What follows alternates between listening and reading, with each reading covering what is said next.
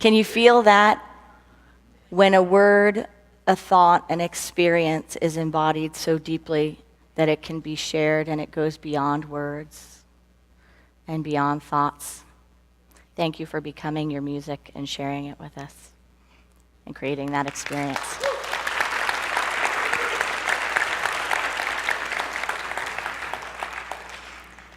So we here, the Consciousness of Unity Village Chapel, is on a journey of untethering our souls. Sounds a little interesting, doesn't it? There's a book by Michael Singer. It's called The Untethered Soul. And we're studying it in our 6-week series, and we are on the 3rd section of this series. Now, last Sunday was on experiencing energy. Experiencing energy, and in fact, infinite energy.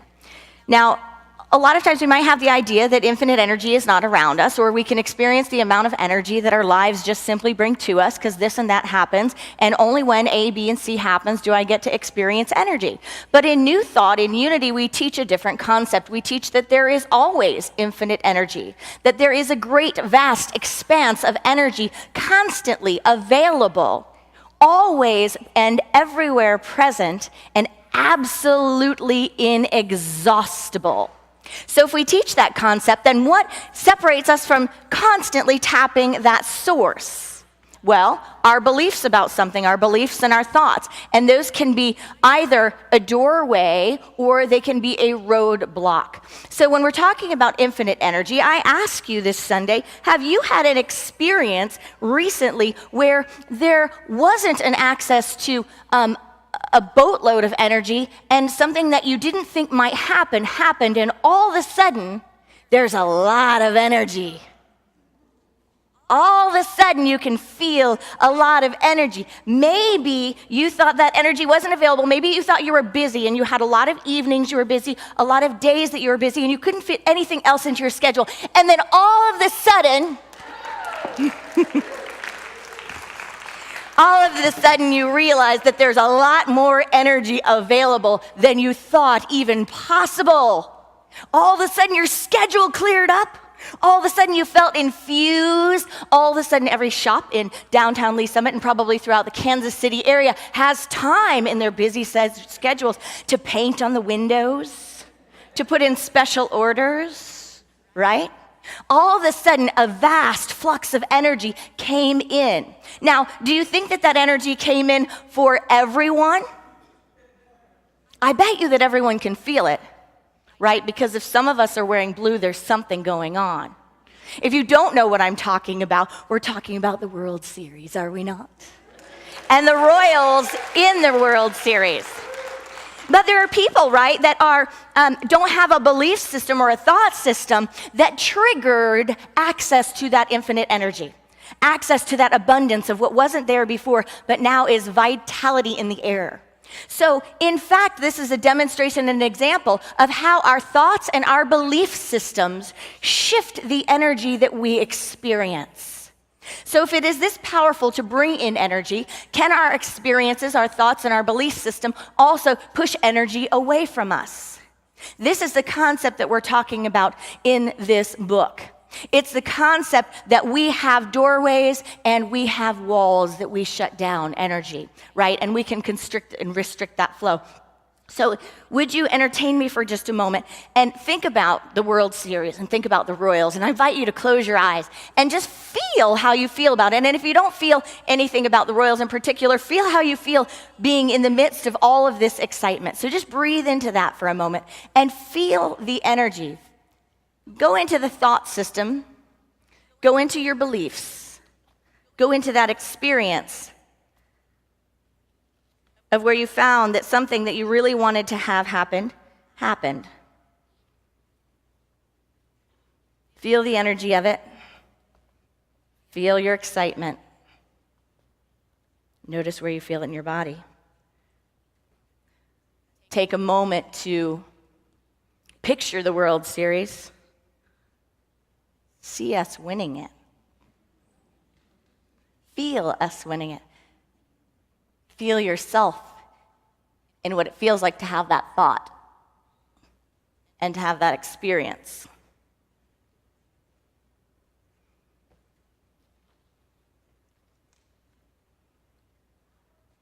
Feel your thoughts and your beliefs around that. And now invite that energy of excitement into your entire life.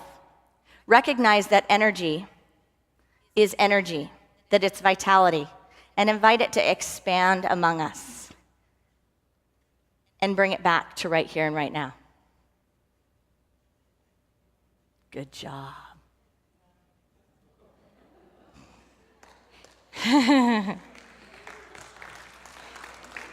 So, the two sections that we're in between this Sunday are the section on experiencing energy. Was that a good trick? Experiencing energy and going beyond. So, last Sunday was experiencing energy. This next Sunday after today is going beyond. What do you think is in between? Experiencing energy and going beyond. One of the most fun conversations we could possibly have. The title is Freeing Yourself, and it's all about fear. It's all about fear. Have you heard anyone say this idea that fear is mainly a conglomeration of ideas and things that we worry about that never come into fruition? Do you believe that fear is a waste of your time? We are learning in this book that there is that we have two options with fear, that this concept of fear, obviously we know it stands between us and the vitality of life, us and experiencing infinite energy, us and experiencing our birthright and our true nature. But what are our choices here? Our book tells us that what is normal is to take fear and step away from it, to push away from it, to try to get away from us, and to do anything we can to shut down in the presence of fear so that we don't have to feel it. And this leads to a certain life, this concept of having fear. Like who, if I sent a clipboard around, I almost brought one today, sent a clipboard around, who wants fear in their lives? Like send it all around. Who's going to sign up? Do you want fear? Do you want fear? Just put your name down. You can talk about what kind of fear if you'd like. Check the boxes. But who wants fear? Who would sign up? Right. Who would do anything to like, oh yeah, that clipboard can pass our aisle, right? And that's what we tend to do. We tend to push it away. But in fact, fear is a portal. I personally have used that experience of fear and just called it energy because it has worked for me to identify it as intense energy. And any place where I know there is intense energy, I know there is a portal. Any place where there is intense energy, I know there is a portal. And if I take the courageous step to walk through that portal, I will in fact experience more of my birthright on the other side of it. But if I do the ordinary, and I choose to back away from it, I choose to not call it mine, I choose to try to get it out of my body, out of my field, out of my awareness, out of my conversation, out of everything, what has to happen? The fear is probably not going to so much go anywhere, but where am I going to go? The only option is to close down, to shut down, to move away, to back up, and that restricts the flow of energy. So we have a choice to make with fear. Why we can either work to release it. We can either work to release it. And that creates energy, that creates movement, that creates newness. And that creates courage and strength and power. And in fact, a demonstration of principle that leads us into a whole new way of living. Because we realize in that choice that we are not our thoughts, we are not our beliefs, and in fact, we don't have to experience things the same way the world experiences things, that something someone else would be terrified of can be dealt with in a different way. Did the master teacher, Jesus the Christ, not demonstrate this? Not walk through things that would cause fervent fear and walk through them with consciousness? That is the birthright of everyone on this planet. Because we know we're not born and we don't die, that in fact life is eternal. So if life is eternal, then all of this is something else for us to look at. not to protect and not to defend this life, not to protect and defend these ideas. If I was born in a different time and space, I would have entirely different beliefs and fears. Can you get into that for a moment? Like if you were born in San Francisco, you would have a lot different idea in your mind right now, wouldn't you, than if you're born in Kansas City or you live here, right? Just takes a city, right? Just takes a city to shift, right? So that's one option, is to work to release it and to get energy and movement. Or we can keep it, the other option, and try to hide it. When we do that, we try to prevent things from happening. We try to control our environment, and we work very diligently in the mind and in our environment to create safety. Safety is an illusion, is it not? Really. Safety is an illusion.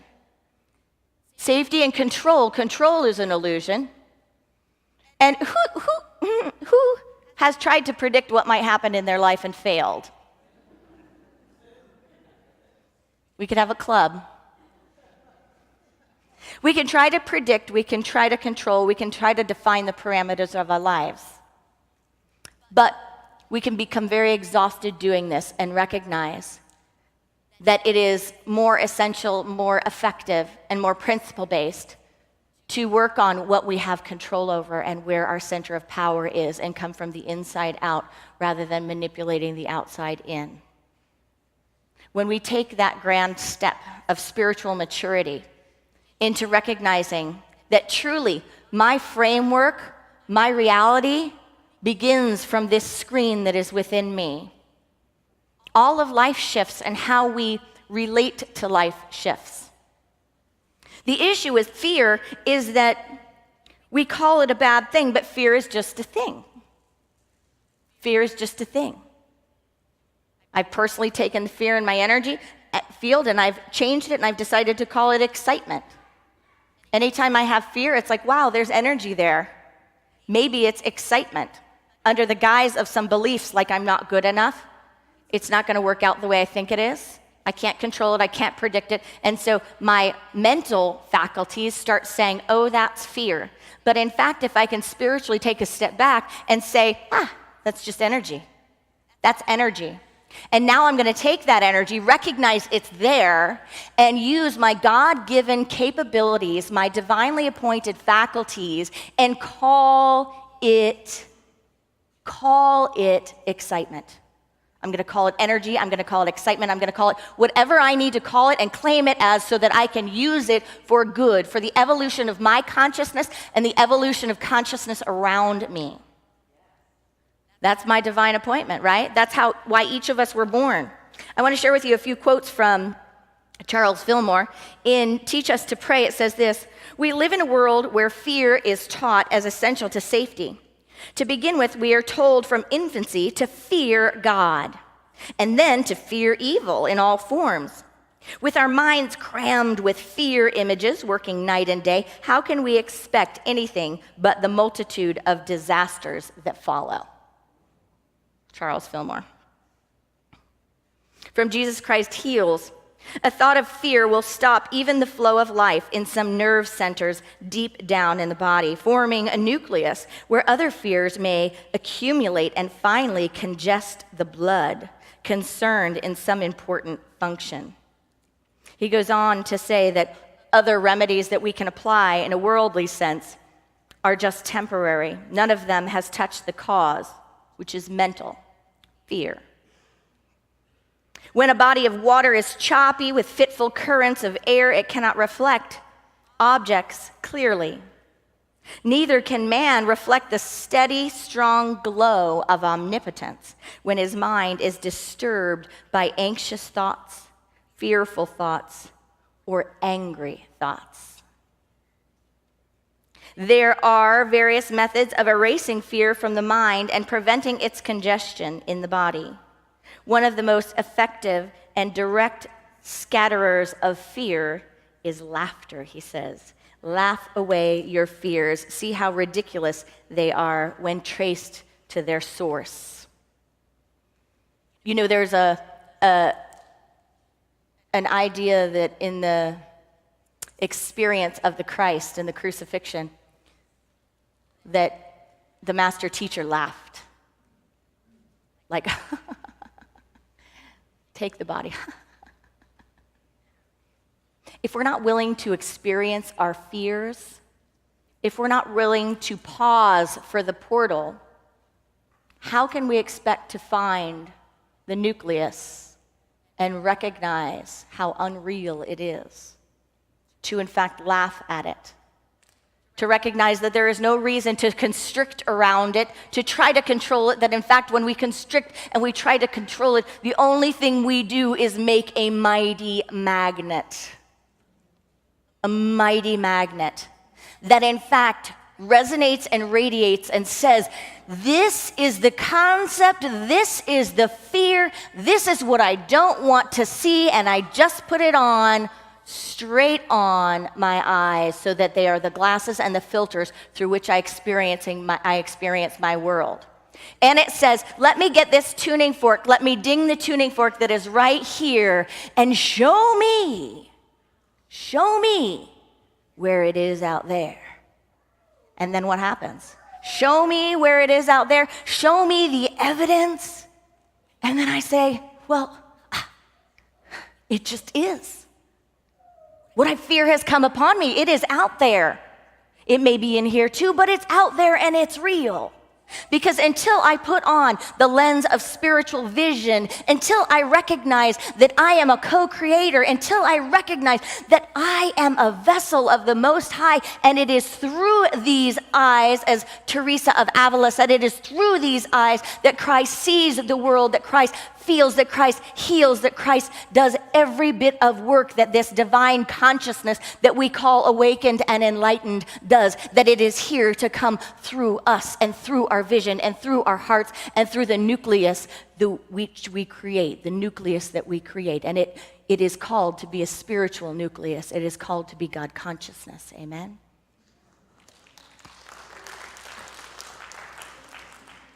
So I don't know if you've ever done this, but I did something fun this week. For our readings this week, I decided to just do highlights. And then I read through the highlights, all in order. I would invite you to do this. If you're in a sacred circle, this is a fun thing to do. So are you ready to hear a little bit from Michael Singer? Chapter to chapter, this whole section in one nutshell. Some of you I know haven't done your reading, so here you go. Cliff notes. You'll try to create a world around you that is predictable, controllable, definable. You'll try to create a world that doesn't stimulate your fears. Fear doesn't want itself. Hop. Fear is a thing, just another object, hop, capable of experiencing. You can do one of two things with fear: recognize that you have it and work to release it, or you can try to hide from it. When you have fear inside of you, the events of life invariably stimulate it. Life creates situations that push you to your edges, all with the effect of removing what is blocked inside of you, blocking the flow of energy. When you're in this state of disturbance, your tendency will be to act in order to try and fix things. You just want the disturbance to stop. When a blockage gets hit, here's a big one. Are you ready? When a blockage gets hit, it's a good thing. Let's say that together. When a blockage gets hit, it's a good thing. Let's say it again. When a blockage gets hit, it's a good thing. Feel your heart. When a blockage gets hit, it's a good thing. Like Michael Beckwith says, a bad day for the ego is a good day for the soul. So any bad day you have, hallelujah, amen, something's going on. Imagine if we transformed our days like that. It was such a bad day, and instead we said, it was a good day for my soul. It was a good day for my soul. Getting involved in the darkness does not dispel darkness. It feeds it. Illusion. Illusion number one. Getting involved in the darkness does not dispel the darkness, it feeds it. Always let go as soon as you are aware you didn't. Don't fall let go. No matter what it is, let go. Real transformation begins when you embrace your problems as agents for growth. You have two choices. First choice, make sure nothing touches the problem, the thorn, the issue. Second choice, decide that since it's so disturbing when you touch these thorny things, he didn't say it like that, you need to take it out. There's a reason to spend your life protecting the thorn from getting touched. There's no reason to spend your life protecting the thorn from getting touched when you can just remove it. And then he goes on to say we should stop modifying our lives to avoid these thorns, to avoid the pain and the suffering. We can say it in another way. Stop rearranging, controlling, trying to create a predictable, safe life to avoid, instead of calling them thorns, to avoid the portals to our spiritual growth. I don't know about you, but I have a funny thing that happens. Admissions of funny things. A funny thing that happens to me is, and used to happen more often, is that I like to work on everything when it's not up. When it's not up, when I'm not triggered. And then when I'm triggered, well, that just happens. That just happens, right? When I'm triggered, maybe it's more like, hey, just let go. Here I am. Now let me watch it. Let me observe. Ah! But I love to try to work on it when it's not up. Second illusion. We can prepare all we want to control the fears, the moments, to set up our lives, to come to Sunday service, to listen to our meditation tapes, to read our books, to put up affirmations, to pray. We can try to set up our whole lives to not feel the fear or the pain or to problem solve mentally all of our issues before they hit us. But the one thing that will make a difference in our lives, the one thing that will make a true difference, is when we learn to pray in and pray up and become awake in the moment of being triggered. And to say, be in me a new experience, be in me new eyes, be in me spiritual vision, bring it on. Bring it on. Bring it on, because I'm awake and I get it that this is the time, this is my time. I may not have chosen it, but this is my World Series. This is my World Series, and you can bet I'm going to be there at that game. You can bet I'm going to play, and you can bet I'm going to do my best, and you can bet I am not going to look at the World Series being advertised in my face and say, well, I'm just not going to participate because I'm not interested, and that's not for me. Are we ready to play the game? Namaste.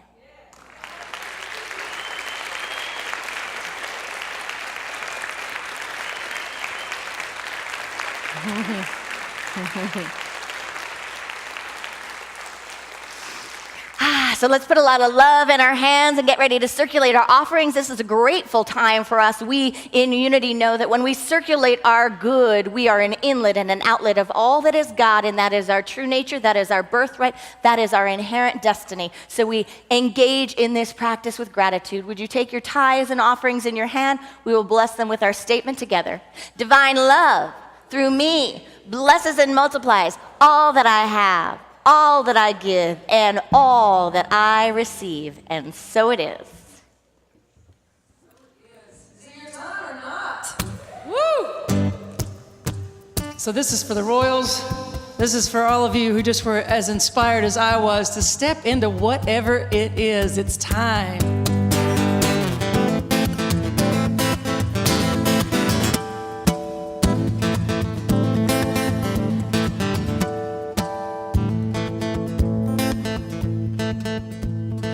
Tell me what it is you're waiting for.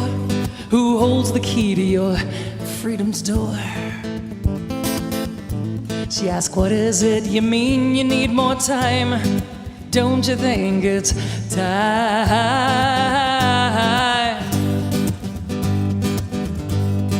Time to be what you seek now. Time to love who you are. Time to want what you have, yet loving life right where you are. It's time to give yourself the benefit of the doubt. Time to live life from the inside out. Time to see things right, not waste time trying to set them right. Oh, oh, oh, it's time.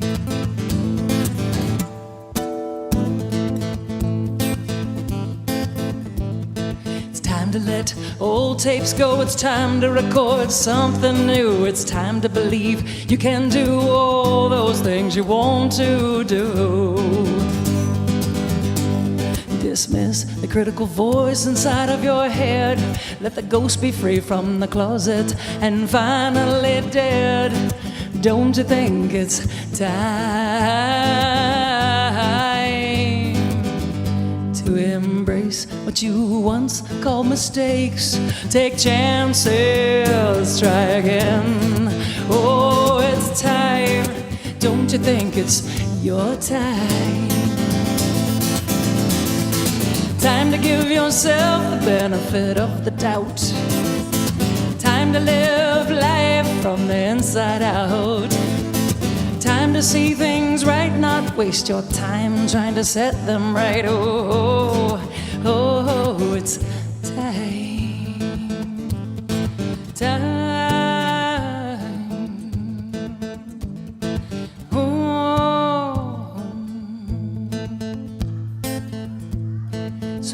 Attention